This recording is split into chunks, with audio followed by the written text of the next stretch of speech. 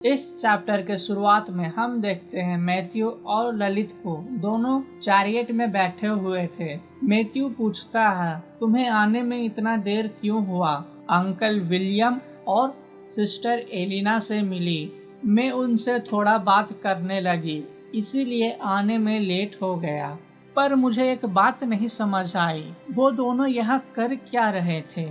क्या ऐसा हो सकता है अंकल विलियम और काउंट मिलकर कुछ षड्यंत्र रच रहे हों, या फिर वो हमारे धन के पीछे पड़े हों जैसे नोवेल में हुआ करता है? मैथ्यू मुस्कुराते हुए कहता है, तुम अभी बच्ची हो, क्या क्या तुम सोच रही हो? चलो ठीक है, आज की रात मुझे प्रिंसेस की बर्थडे में जाना था, तो शायद आज मैं तुम्हारे साथ डिनर ना कर पाऊँ। सेलिब्रेशन? पापा, क्या मैं वहाँ चल सकती हूँ? लेकिन तुम्हें तो सोशल इवेंट में जाना पसंद नहीं था, अचानक ये बदलाव क्यों? ललित मुस्कुराते हुए कहती है, हाँ, मुझे तो सोशल इवेंट में गैदर होना पसंद नहीं, लेकिन मुझे पैलेस देखना था। और अपने मन में सोचती है, प्रिंस थर्ड से मिलने का यही अच्छा मौका है, मैं इस मौका को गवा नहीं सकती। सीन यहाँ कट होता है और हम देखते हैं एक आलीशान महल, चारों तरफ से गार्डन से घिरा हुआ, जहाँ कुछ सर्वेंट फ्लोर साफ कर रहे थे। उसी के बीच एक आदमी चलता हुआ आता है। आपस में दो मेड बात कर रहे होते हैं। एक कहती है, स्वर्गीय महारानी की बेटी सोफिया इनके जन्मदिन के लिए क्यों इतना बड़ा जश्न मना रहे हैं? दूसरी कहती है, हाँ वही तो, इनके जन्मदिन के कारण हमें इतना काम करना पड़ रहा है। तभी हम देखते हैं किसी को उनके पीछे खड़ा होते हुए और कहता है, कब से नौकर मालिक के बारे में बात करना चालू कर दिए? और हम देखते हैं ये सब बोलने वाला प्रिंस थर्ड कार्लेस योक था। उसे देखकर ये दोनों नौकर डर जाती हैं और कहती हैं, माय हाइनेस, मुझे माफ कर दीजिए, प्लीज मुझे माफ कर दे। कार्लेस कहता है, इस बार तो मैं जाने देता हूँ, अगर अगली बार तुमने ऐसे बात की तो मैं तुझे नौकरी से निकलवा दूंगा। वो दोनों नौकर कार्लेस के पैर में गिर जाती है और कहती है, प्लीज मुझे माफ कर दे। कार्लेस पूछता है, क्या तुमने मेरी बहन को देखा? एक नौकरानी कहती है, हाँ, वो शायद पियानो रूम में होगी। कार्लेस पियानो रूम की ओर बढ़ता है। उसे जाते देखकर एक कहती है, ये कितना स्ट्रेंज है, ये बाकी सब पे तो आग बरसता है, लेकिन अपने छोटी बहन पर इतना प्रेम क्यों करता है? दूसरी कहती है, हाँ हो सकता है, ये जरूर उसी के कारण होगा, क्योंकि प्रिंस थर्ड की माँ भी गुजर चुकी होती है, इसीलिए ये दोनों आपस में एम्पैथी शेयर कर लेते हैं। कार्लस पियानो रूम की ओर बढ़ता है। वहाँ पहुंचकर वो देखता है सोफिया को पियानो बजाते हुए। वो कहता है, क्या तुम पियानो प्रैक्टिस आज की भोज के लिए कर रही हो? सोफिया मुड़कर देखती है कि ये कौन बोला। तभी वो देखती है कार्लस को, जो कि अपने हाथ में कुछ गिफ्ट रखा होता है। कार्लस और सोफिया दोनों एक दूसरे की ओर बढ़ते हैं। कार्लस कहता है, आज तुम्हारा जन्मदिन है, इसीलिए मैं गिफ्ट लाया था। मुझे डर है पिताजी मुझे जरूर इस पार्टी में शामिल नहीं होने देंगे, लेकिन मैं चाहता हूँ तुम्हें एक गिफ्ट देना। ये लो, जन्मदिन मुबारक हो। सोफिया गिफ्ट लेती है और उसे खोल करके देखती है। उसमें एक सुंदर सा हेयरपिन था, जिसे देखकर सोफिया बहुत ही ज्यादा भावुक हो जाती है। कार्लस कहता है, ये कस्टम मेड हेयरपिन है, क्या तुम आज की पार्टी में ये डाल सकती हो? आज की पार्टी में तुम्हें सबसे सुंदर लगना चाहिए। लेकिन सोफिया शायद इस पार्टी से खुश नहीं थी और वो कहती है, इस पार्टी के लिए मुझे कुछ ज्यादा उम्मीद नहीं है और मैं स्पॉटलाइट में रहना भी नहीं चाहती।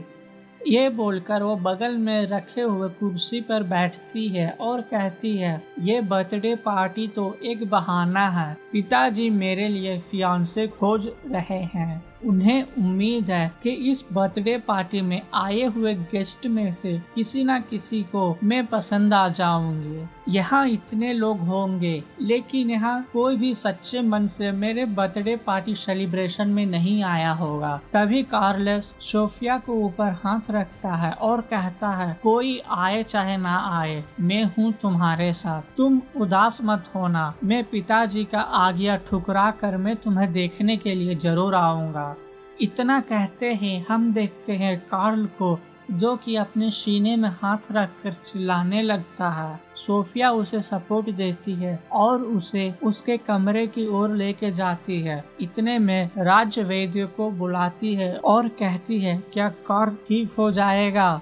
डॉक्टर उसके कंडीशन देखता है और कहता है, प्रिंस थर्ड की कंडीशन दिन प्रतिदिन बहुत ही ज्यादा खराब होते जा रहा है। समझ में नहीं आता इनका ट्रीटमेंट मैं कैसे करूं। कुछ बीमारी पकड़ में नहीं आता। अभी के लिए मैं इन्हें कुछ दवा देता हूं जो कि इनको दर्द को शांत करे।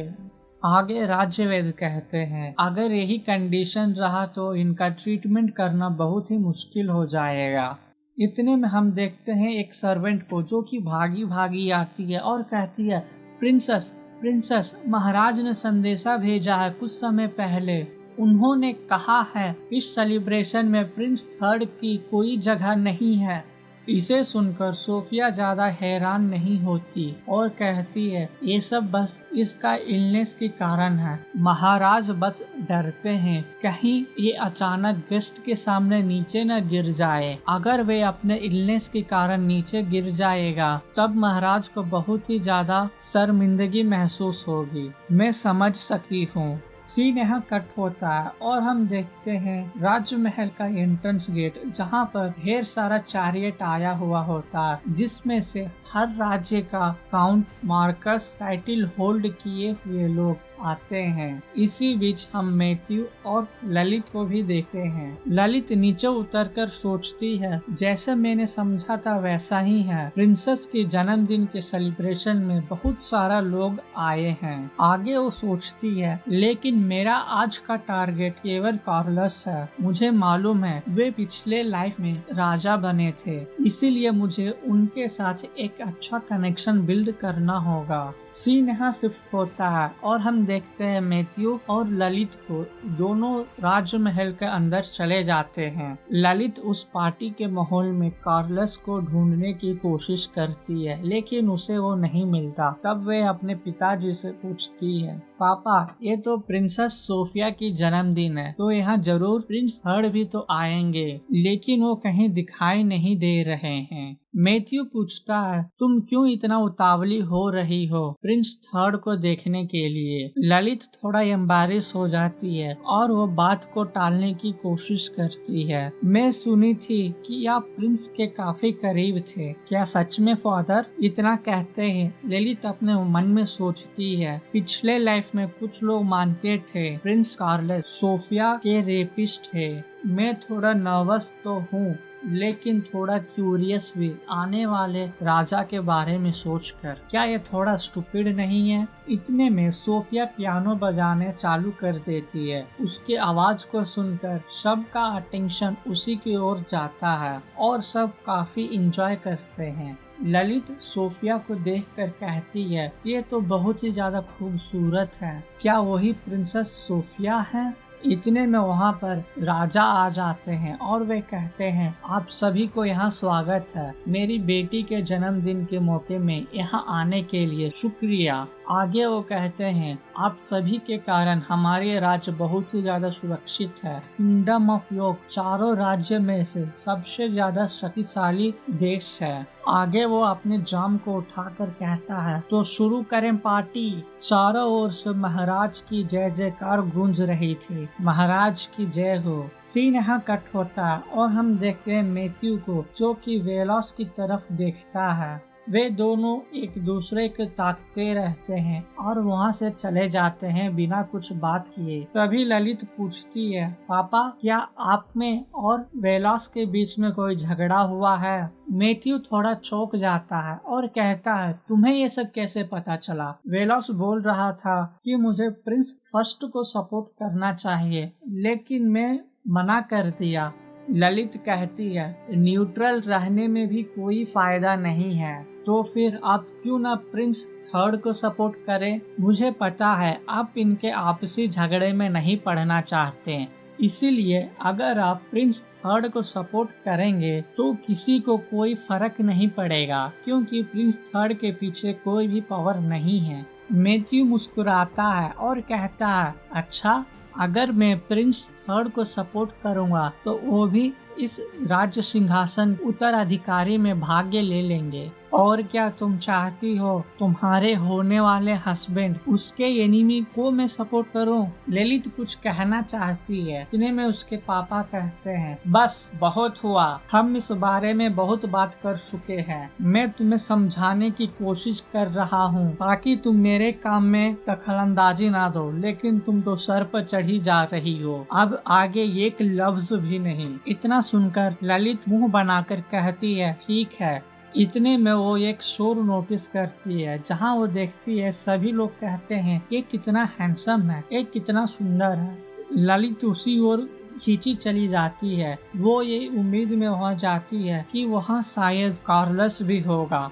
मैथ्यू ये सब देखकर काफी ज्यादा हैरान हो जाता है और कहता है पता नहीं इस लड़की को प्रिंस थर्ड में इतना क्यों इंटरेस्ट ले रही है। आगे हम देखते हैं उन राजकुमारों की तरफ एक भीड़ उमड़ पड़ती है। वहाँ केवल प्रिंस फर्स्ट एडवर्ड याक और प्रिंस सेकेंड जॉर्ज याक ही आए हुए होते हैं। इन दोनों को देखकर उस समारोह में आए सभी लड़कियां पागलों की तरह उन्हें घेर कर खड़ी हो जाती है। उसी भीड़ से ललित बाहर निकलती है और कहती है मुझे तो यहाँ सांस लेने में भी दिक्कत हो रही है। मैं तो सोची थी यहाँ प्रिंस थर्ड भी आए होंगे, लेकिन यहाँ वो नहीं है। सीन यहाँ कट होता है और हम देखते हैं खुले आसमान के नीचे एक लड़के को बैठे हुए जो कि चांद की ओर देख रहा होता है। इतने में वो नोटिस करता है उसकी ओर किसी को आते हुए। वो ललित थी। ललित भी उसे देखकर कहती है क्या ये वही तो नहीं? हाँ ये वही है, prince third Carlos. Lalit notice करती है कार्लस एक नॉर्मल कपड़ा डाला हुआ है। आगे वो अपने मन में सोचती है मैंने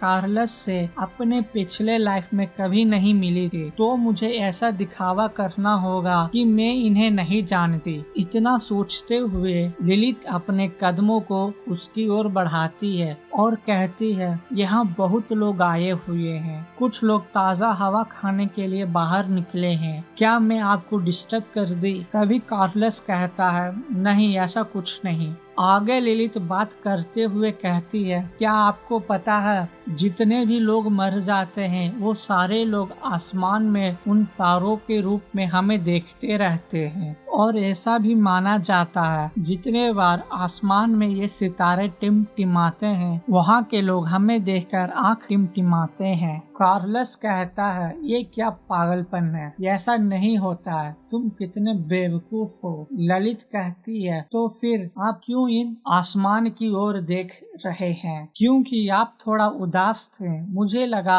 आप इन आसमानों में किसी अपने को ढूंढ रहे हैं। कार्लस चिढ़ जाता है और कहता है क्या तुम मुझे अकेला छोड़ सकती हो? ललित कहती है आप क्या कहना चाहते हैं? इतने में हम देखते हैं कार्लस को फिर से सीने में दर्द होने लगता है और वो नीचे गिरने ही वाला होता है। तभी ललित उसे पकड़ लेती है। जैसे ही ललित उसे पकड़कर पूछती है क्या आप ठीक हैं, इतने में कार्लस नोटिस करता है उसके सीने के दर्द तुरंत ही गायब हो जाता है। ललित इसे देखकर चौंक जाती है और अपने मन में सोचती है तुरंत ही इसका दर्द कैसे खत्म हो गया। कार्लस भी उसी की ओर हैरानी से देखता है और कहता है ये कैसे हुआ। तभी कार्लस नोटिस करता है ललित की हाथ उसके हाथों में था।